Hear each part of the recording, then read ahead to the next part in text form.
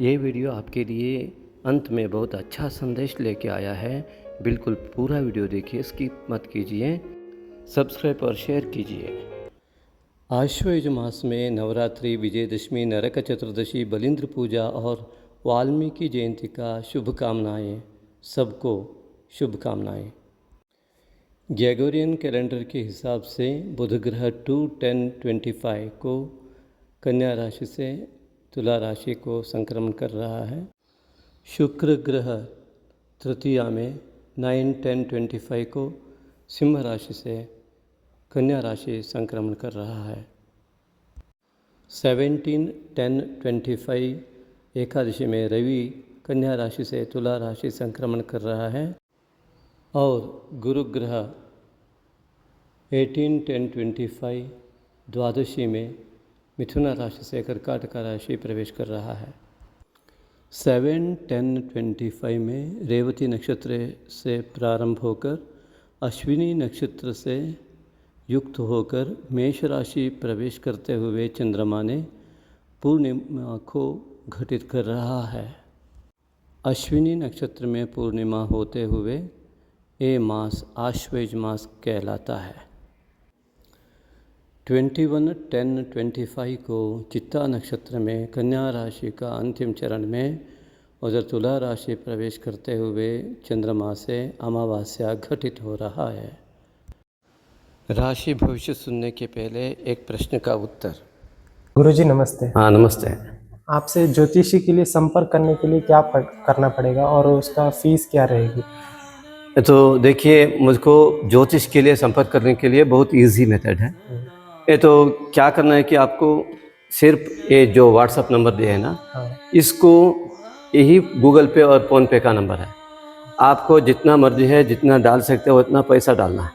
इसको कॉल करने का जो कोई ज़रूरत नहीं रहता है। आपको फीस कितना है कितना ऐसा पूछने का कोई ज़रूरत नहीं है। हमको ज्योतिष में बहुत गौरव है, इसलिए हमको फिर कभी भी हम फिक्स नहीं करेंगे। आपका मर्जी, आपका इच्छा, आपको जितना हो सकता है उतना।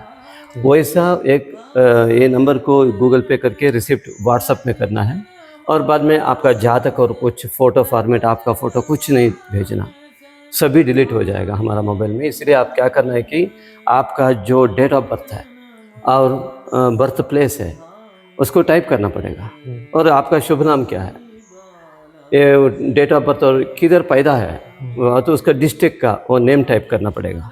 वो करने के बाद उधर हमको भेजेंगे, तभी क्या हो जाता है फीस का भी आपका चेक पूरा हो गया ना। और वो करने के बाद हम एक रजिस्टर नंबर दे देंगे। वो रजिस्टर नंबर देने के बाद आपको 15 दिन के पहले आज जितना हो सकता है उतना जल्दी आपको फ़ोन हमारे से आता है। इसलिए आप आपका पूरा समस्या उस वक्त में पूछ सकते हैं। और है किसी को डेट ऑफ बर्थ ही नहीं है तो उसको हमारा केरलीय परंपरा में ज्योतिष शास्त्र में प्रश्न शास्त्र से हम आपका समाधान दे सकते हैं। इसलिए आप बिना शक से वैसा कर सकते हैं, हमको मीट कर सकते हैं। और कोई प्रश्न है?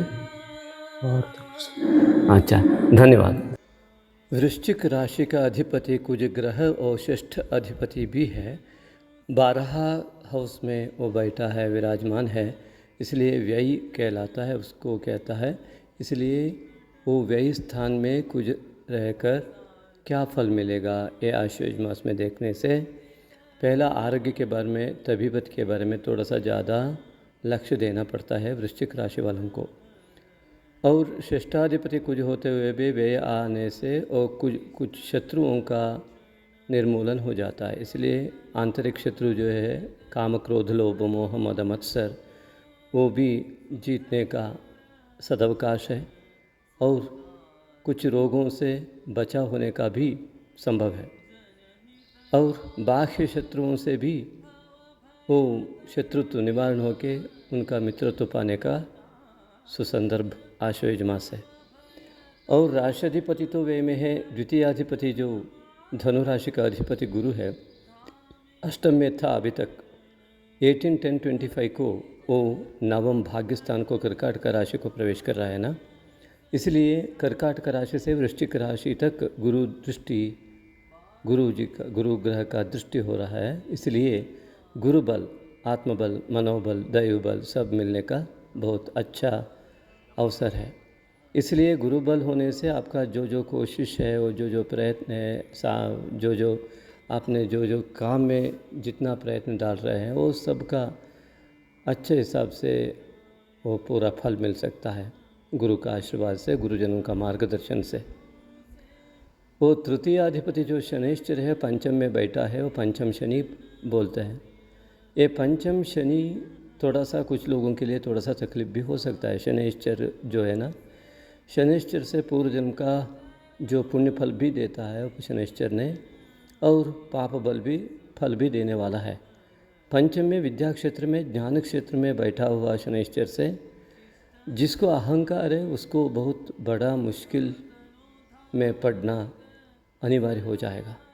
जिसको स्वार्थ ज़्यादा है उसको बहुत तकलीफ हो जाएगा। जिसको गुस्सा ज़्यादा आता है, रोना ज़्यादा रोता है, उस ऐसा नेगेटिविटी जिसके पास है, जिसका मन में ज़्यादा नेगेटिव थॉट्स आता है, उसको शनिश्चर से बहुत बड़ा बैड इफ़ेक्ट हो सकता है, होता भी है। इसलिए विशाल मनोभावना जागरूक करना, गुरु तत्व को जागृत करना पड़ेगा। स्वार्थ भाव से मुक्ति पाकर निस्वार्थ से, विशाल भावना से ही व्यवहार करना, गुरुजनों का आदर करना, माता पितृ को नमस्कार करना, ऐसा काम करते करते वो शनिश्चर से जो जो तकलीफ़ होना है वो पूरा निकल जाता है। इसलिए शनिश्चर से जो बचना चाहता है वो तो स्वार्थ त्याग कर, गुस्सा त्याग कर, बिल्कुल शांत मन से, शांति से व्यवहार करना, तभी शनिश्चर का पूरा सहयोग मिल सकता है। और पंचम में शनि होते हुए भी ये पंचमाधिपति गुरु अष्टम से भाग्य में जो आ रहा है, जीवमान का बहुत बड़ा बदलाव इधर ही लग रहा है। जिसको अहंकार नहीं है, अध्ययन करने का अथवा ज्ञान पाने का बहुत भूख है, वैसा जो भूख है ना, वो बहुत अच्छी तरह से फल मिलेगा। ज़िंदगी भर बहुत अच्छा ज्ञान मिलने का अवसर, इधर अच्छा गुरु मिलने का अवसर भी है। इसलिए ज़िंदगी के लिए, मनुष्य जन्म सार्थक होने के लिए जो विद्या चाहिए, जो ज्ञान चाहिए, ये आश्वयुज मास बहुत बड़ा अवसर दे रहा है गुरु और शनि ग्रह से। इसलिए पंचमाधिपति भाग्य को आने से, पितृवर्ग का आशीर्वाद से, और पितृ को जो आदमी बहुत अच्छी तरह से देखता है, पितृवर्ग को, उसका मार्गदर्शन लेता है, और कुलदेवता का आराधना जो करता है, वो स्वार्थ त्याग कर निस्वार्थ भावना से, विशाल मनोभावना से, गुरु भक्ति जागृत होकर जो व्यक्ति काम करेगा उसका ज़िंदगी भर बहुत बड़ा अच्छा साधना योग यही है। दैव बल पूरा है, ज्ञान पाने का बहुत अच्छा अवसर है। अध्ययन करने के लिए विदेश भी जाने का कुछ लोगों को बहुत बड़ा अवसर भी मिलेगा, उससे बहुत बड़ा साधना भी हो सकता है। और पंचम को शुक्र दृष्टि से कुछ हानि भी हो सकता है। जो मनी है, शुक्र मनी कारक है, वो धन कारक है। धन का अधिपति भाग्य में आता है, इसलिए उतना तो ज़्यादा तो बैड इफेक्ट तो ये वृश्चिक राशि उनको होने वाला नहीं है। लेकिन तभी भी कुछ लोगों को जातक कुंडली में, जातक चक्र में कुछ शुक्र अच्छा नहीं है तो, और धनपति अच्छा नहीं है तो थोड़ा सा मुश्किल भी हो सकता है, होता भी है। इसलिए थोड़ा सा जो मनी व्यय करते हैं ना, वो अच्छा काम के लिए ही करना। जो अच्छा काम, सिर्फ अच्छा काम करने के लिए करना। 1 रुपये भी जैसा ड्रिंक्स जैसा काम के लिए यूज़ किया तो वो शुक्र से बहुत बड़ा हानि भी हो सकता है। जैसा शेयर मार्केट में सडन डाउन आ जाता है, उससे वो तकलीफ़ में पड़ जाता है, वैसा भी हो सकता है। इसलिए जो वृश्चिक राशि वालों ने जो शेयर मार्केट में मनी डालने का इच्छा रहता है, उसको पहले निस्वार्थ भावना होना चाहिए। इस वक्त अच्छा पाने के लिए, अच्छा धन पाने के लिए वो तो बहुत अच्छा काम के लिए ही उसका मनी यूज़ करना पड़ेगा, और गुरु मार्गदर्शन और अच्छा व्यक्तियों का मार्गदर्शन सुनना पड़ेगा, वो फॉलो करना पड़ेगा, तभी वो तो सही हो सकता है। थोड़ा सा जागरूक होकर ही काम करना पड़ता है शेयर मार्केट में। ये बहुत बड़ा शुक्र नीच होकर शनिश्चर का दृष्टि भी है, कुछ लोगों को ये बहुत बड़ा उल्टा पल्टा कर देता है। इसीलिए जो व्यक्ति को सहना है और सुसंस्कार है और दुश्चर्य आदि नहीं है, वो मार्गदर्शन पिता का भी सुन रहा है, वो व्यक्ति को बहुत अच्छा हो जाएगा। क्योंकि वृश्चिक राशि के 12 घर में जो रवि भी प्रवेश करके तुला संक्रमण करता है, पिता का जो पिता का तबीयत में भी ज़्यादा ख्याल रखना पड़ेगा और पिता का आशीर्वाद भी लेना पड़ेगा डेली, रोज़ वो करना पड़ेगा, उसके विरुद्ध बातें मत करना। थोड़ा सा रवि कुज का होते हुए भी वो जो भू योग है पिता से वो आने वाला नहीं है, तो थोड़ा सा मुश्किल में पड़ जाएगा। इसीलिए थोड़ा सा पिता का आशीर्वाद लेना पड़ेगा और पितृवर्ग का आशीर्वाद तभी आ जाएगा, कुल देवता का आराधना फल भी मिल जाएगा। सप्तमाधिपति शुक्र जो है वो व्यय में होकर वो जो पत्नी है वो उसके लिए और तबीयत खराब हो सकती है, तो हॉस्पिटल को ज़्यादा खर्च करना पड़ता है, पति को भी ऐसा हो सकता है। इसलिए थोड़ा सा जितना जितना तबीयत में के बारे में तो पति पत्नी के बारे में थोड़ा सा ज़्यादा ख्याल रखना पड़ेगा। दोनों में गुस्सा मत करना, दोनों ये मनी को पैसा को गलत तरीके से यूज़ मत करना, ये बहुत बड़ा लॉस होने का भी संभव होता है। इस वक्त संग्रह ज़्यादा करना पड़ेगा, तभी ये शुक्र का नीच प्रभाव निकल जाएगा। और अष्टम में गुरु होते हुए भी अष्टमाधिपति भी वे है जिसके पास भी बातें करने के वक्त सोच कर बातें करना पड़ेगा। आंजनेय का आराधना बिल्कुल अच्छी ढंग से करना पड़ेगा, इससे आपका जो बात होता है वो बात को मान्यता मिल सकता है।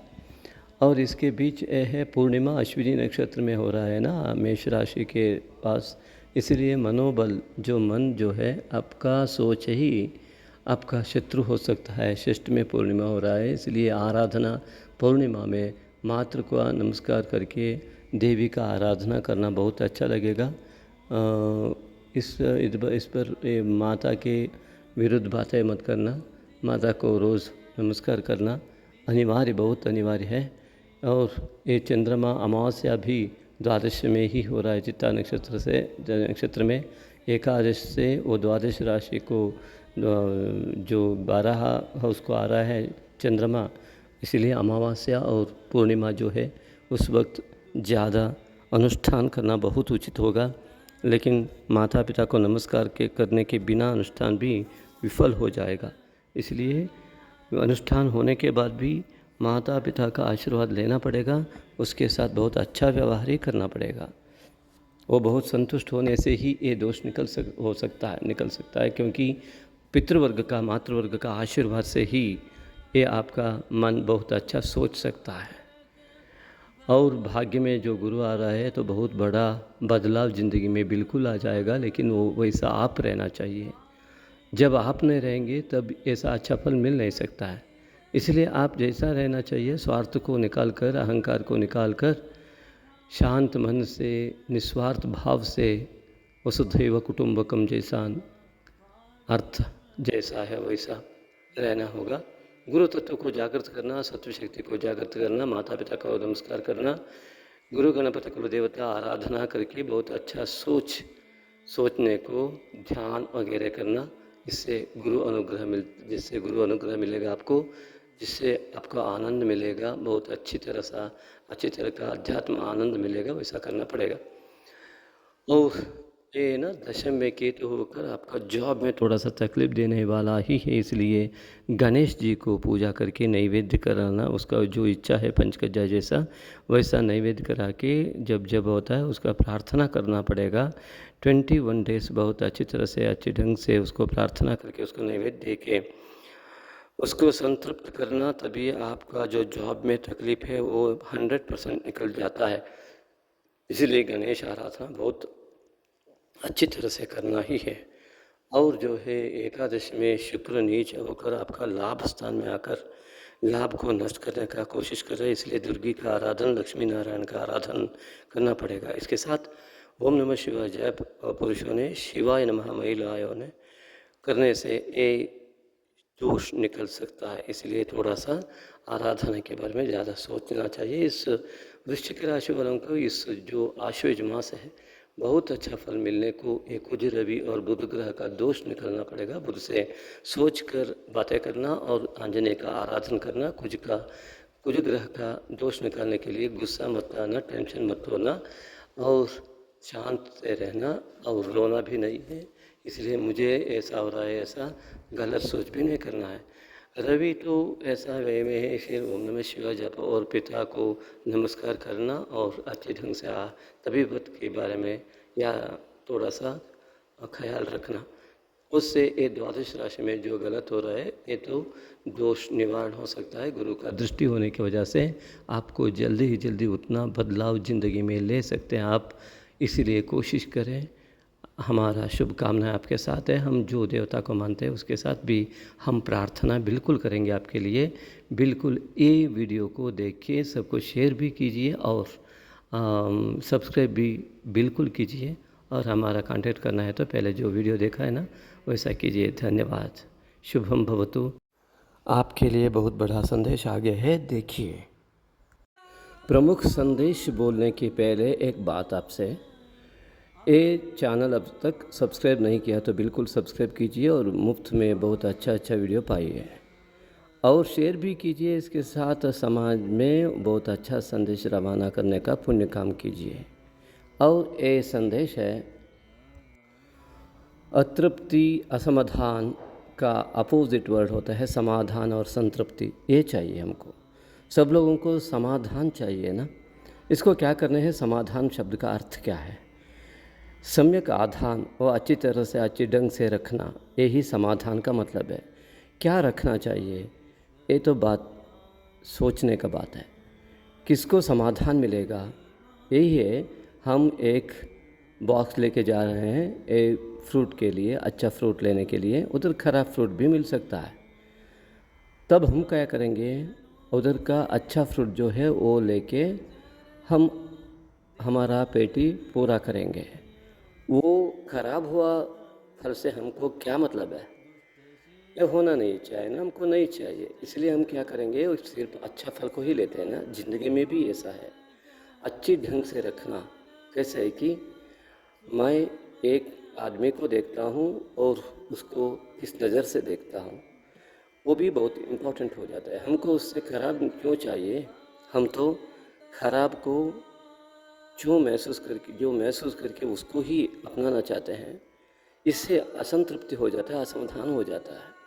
इसलिए हमारा मन में जो स्टोरेज है ना वो चित्त कहलाता है, वो चिप भी है, वो चित्रगुप्त भी कहलाता है। इसलिए जो हम रखना चाहते हैं हमारा अंदर, हमारा चित्त में जो स्टोर होना चाहिए, 7 जन्मों से जो स्टोर हुआ है, उसको जो गंधा है वो पाप कहते हैं, उसको भी निकालना चाहिए। वो ध्यान वगैरह से, भगवंत का प्रार्थना करने से। और जो भी चीज़ हम हमारे अंदर रखने को चाहते हैं तो दूसरों से और दूसरा चीज़ों से, हम जो पंचेंद्रिय से हम लेते हैं ज्ञान, वो ज्ञान तो बिल्कुल अच्छे सच्चे होना चाहिए। वो तभी क्या हो जाता है, हमारा मन में बहुत अच्छा ही रखेंगे तभी समाधान हो जाएगा। सम्यक आधान, सही ढंग से विषय को उधर रखना, बहुत मजबूत से हमारा मनोबल बढ़ सकते हैं, योग भी बढ़ सकते हैं। इसलिए सबको समाधान चाहिए तो सबसे सभी चीज़ों से सम्यक आधान करने को, जो चीज़ अच्छा है उसको ही लेना, तभी समाधान सबको सदा मिलेगा। धन्यवाद। लोकाः समस्ताः सुखिनो भवन्तु।